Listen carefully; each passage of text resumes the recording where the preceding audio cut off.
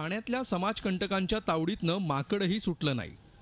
ठाण्याच्या सिडको भागातल्या काही नराधमांनी एका माकडाला दारू पाजली। त्यानंतर अशक्त झालेलं हे माकड 2 दिवस या भागात असहाय्यपणे फिरत होतं। नशेत असणारं हे माकड कित्येक तास एका छतावर बसून होतं। तिथून उडी मारली तरी जीव जाईल इतपत या माकडाची अवस्था गंभीर होती।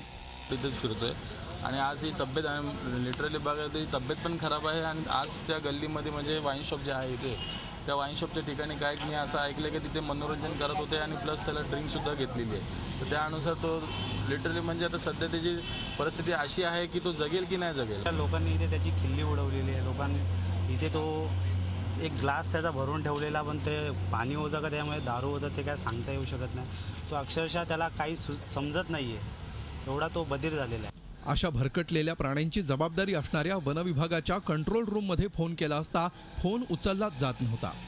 त्यामुळे या माकडाचं काय करायचं असा प्रश्न नागरिकांसमोर पडलाय।